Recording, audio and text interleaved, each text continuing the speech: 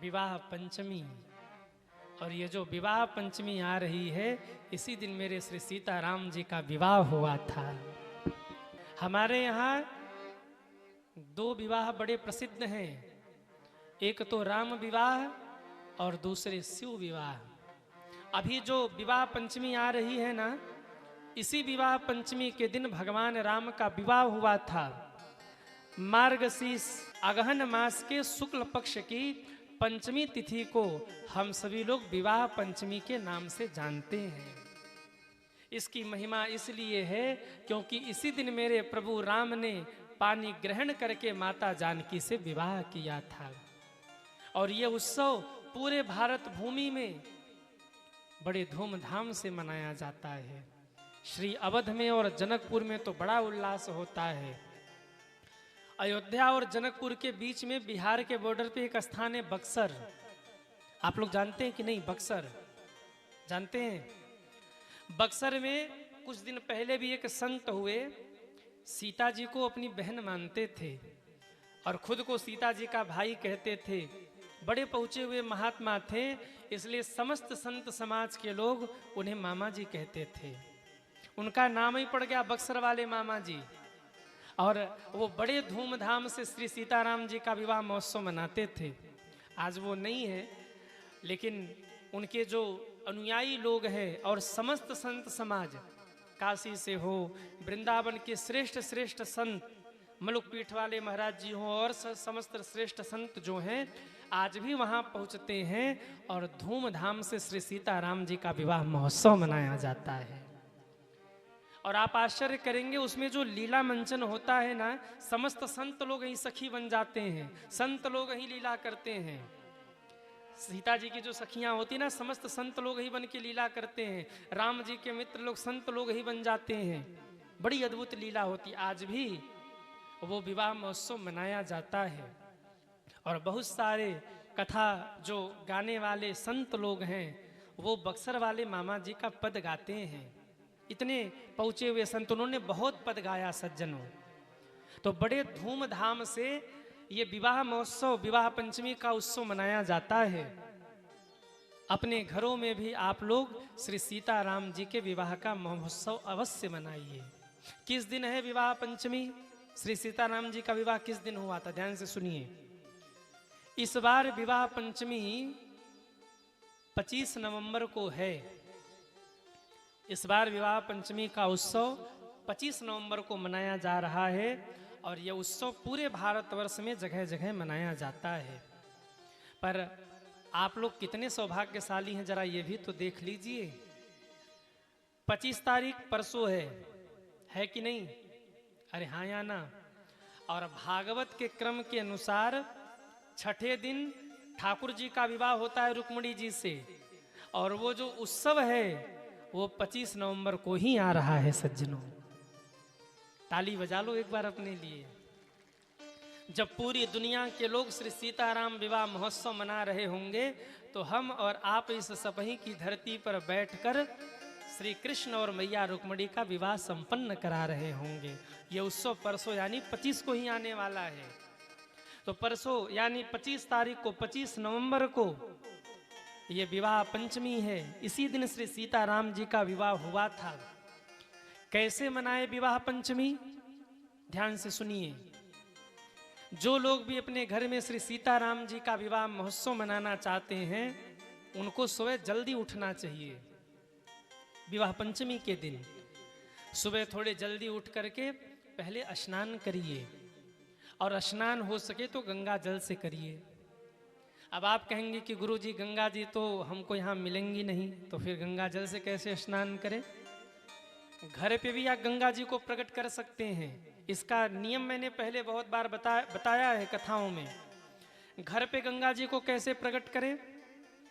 जब आप नहाने जाइए तो जिस बाल्टी में आप जल भर रहे हैं, पहले खाली रहने दीजिए बाल्टी को। 4-5 बूंद उसमें गंगा जल डाल दीजिए और उसके बाद उसमें जल भर लीजिए। पहले गंगा जल डालकर पात्र में अगर ऊपर से आपने जल भर लिया तो पूरा पात्र ही, उसमें जो जल भरा है पूरा जल ही गंगा जल के समान पवित्र पावन हो गया। तो ये गंगा जल हो गया आपका। अब हर हर गंगे करके स्नान कर लीजिए, शुद्ध साफ वस्त्र धारण करिए और इस दिन अपने घर में भजन कीर्तन करिए सज्जनों। क्योंकि आज आप सीताराम विवाह महोत्सव मनाने वाले हैं, तो महोत्सव महोत्सव की ही तरह होना चाहिए। खूब कीर्तन गाइए, खूब भगवान का नाम सुमिरन करिए। जो लोग भी अपने घर में श्री सीताराम जी के विवाह का महोत्सव मनाते हैं, उनके गृहस्थ जीवन में सुख शांति बढ़ती है, उनके गृहस्थ जीवन में प्रेम बढ़ता है।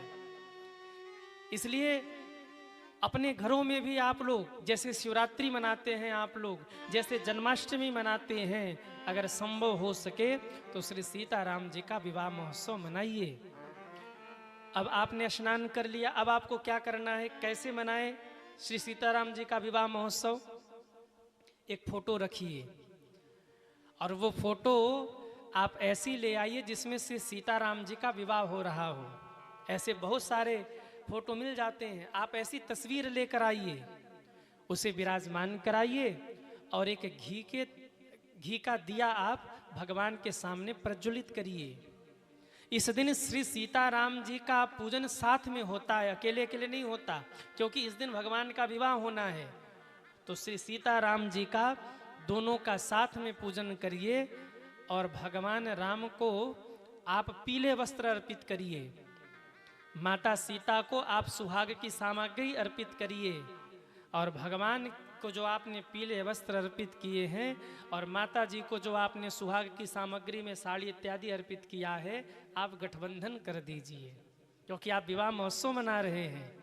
गांठ बांध दीजिए और गठबंधन करने के बाद आप अगर हो सके तो रामचरितमानस के बालकांड में जो श्री सीताराम जी के विवाह का प्रसंग है, उन चौपाइयों का गायन करके प्रभु को सुनाइए।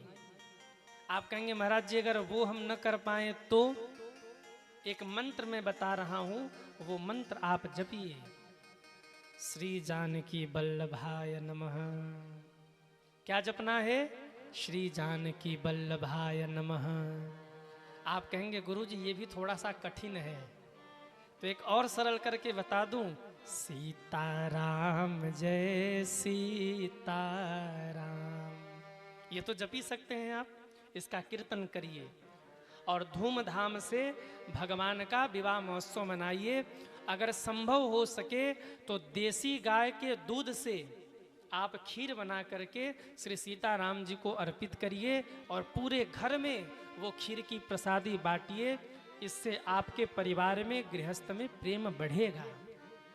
इस प्रकार से आप भगवान का विवाह महोत्सव मनाइए। जिन लोगों के बेटा बेटी का विवाह नहीं हो रहा है, ऐसे लोग अपने घर में श्री सीताराम विवाह महोत्सव जब धूमधाम से मनाते हैं, तो श्री सीताराम जी की कृपा से बेटी को अच्छा घर मिल जाता है, अच्छा वर मिल जाता है और घर में एक अच्छी बहु, संस्कारित बहू आ जाती है। यानी बेटी का भी विवाह संपन्न हो जाता है, बेटे का भी विवाह संपन्न हो जाता है। सिय रघुबीर विवाहु जे सप्रेम गावई सुनहि, तिन कह सदा उछाह मंगलायतन राम जसु। ये मंगल हो जाता है। ये श्री सीताराम विवाह महोत्सव, विवाह पंचमी सज्जनों जनकपुर में बड़े धूमधाम से मनाया जाता है, अवध में बड़े धूमधाम से मनाया जाता है। इस दिन माताओं को चाहिए कि वो जानकी मैया को, सिया मैया को सुहाग की सामग्री अर्पित करें। और अगर एक काम अगर और हो सके, गृह क्लेश न हो, तो एक काम और कर लेना। एक लाल साड़ी और सुहाग की सामग्री, अगर आपकी बेटी विवाहित हो चुकी है तो एक साड़ी और सुहाग की कुछ सामग्री आप बिटिया के लिए निकालिए। इस दिन दान करिए बेटी को, उसके दान से आपके परिवार में सुख शांति बढ़ेगी। याद रखिए, हमारा भारतवर्ष ऐसा है और यहाँ का संस्कार ऐसा है कि बेटी के घर न खाली हाथ जाना चाहिए और न बेटी अगर मायके आ जाए तो खाली हाथ विदा भी नहीं करना चाहिए। इसलिए अगर इस दिन हो सके तो अपनी बेटी, जो आपकी बेटी जिसका विवाह हो गया, आप उसको लाल वस्त्र और कुछ सुहाग की सामग्री आप उसे दीजिए। इससे आपके घर में सुख शांति बढ़ेगी। पति पत्नी में अगर झगड़ा हो रहा हो ना, और आप अगर इस दिन दान करते हैं, श्री सीताराम जी के विवाह महोत्सव को मनाते हैं, तो थोड़ा ये तो नहीं कह सकते कि बंद हो जाएगा, क्योंकि गृहस्थी तो इसी का नाम ही है कि बस लड़ते झगड़ते रहो, पर श्री सीताराम जी की कृपा से थोड़ा कम हो जाएगा। बच्चों के विवाह आदि में जो समस्याएं आ रही हैं उसका समाधान हो जाएगा। अगर संभव हो तो इस दिन परिवार सहित जा करके श्री सीताराम जी के मंदिर में दर्शन करिए, एक दिवा वहां से जला के आइए, पीपल के वृक्ष में आप प्रणाम कराइए। और इस दिन मैं निवेदन करूं, पति पत्नी को झगड़ा करने से बचना चाहिए।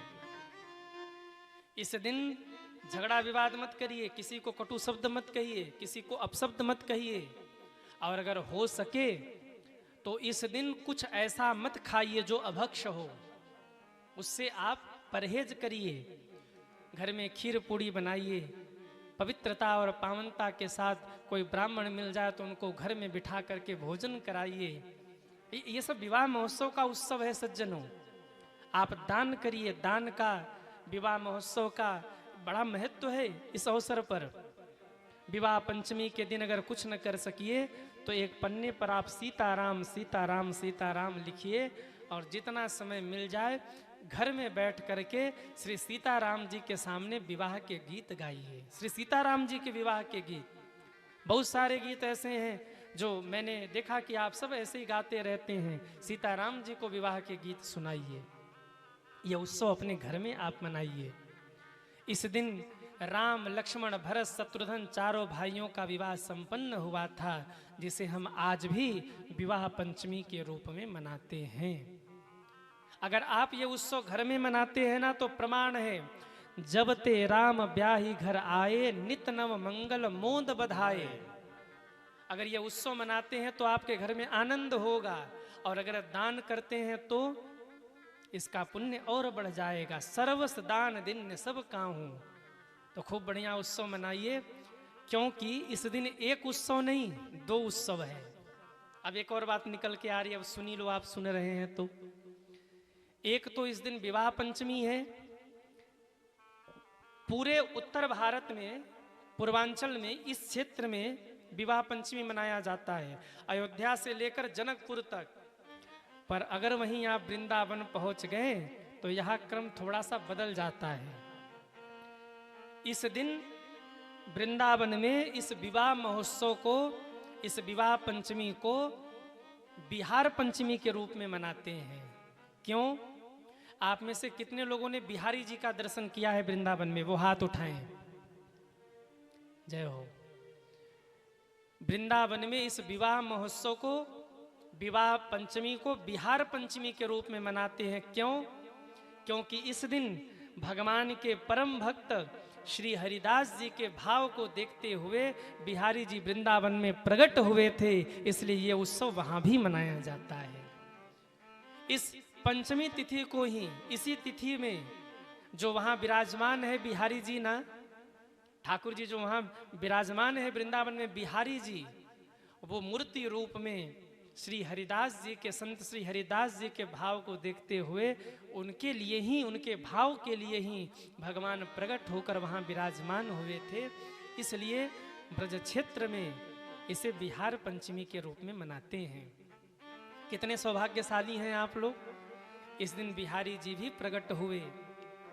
इस दिन भगवान का विवाह महोत्सव भी है, और इसी दिन हम लोग आपके इस धरती पर बैठ करके राधा और कृष्ण, भगवान श्री कृष्ण और रुक्मिणी माँ के विवाह को संपन्न कराएंगे।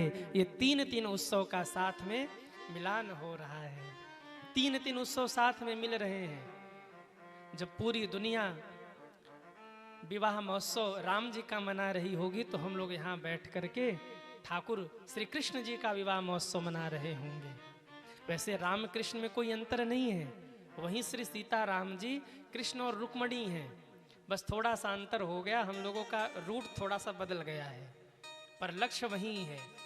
तो एक बार सब बोलिए, बोलिए श्री सीताराम जी महाराज की जय हो। बोले बाके बिहारी लाल की जय हो। कृष्ण कन्हैया लाल की जय हो। आप सभी को ठाकुर जी के उस बिहारी जी के प्राकट्य उत्सव और भगवान श्री सीताराम जी के विवाह महोत्सव की बहुत बहुत बधाई हो। अरे एक बार बोल दो बधाई हो, बधाई हो।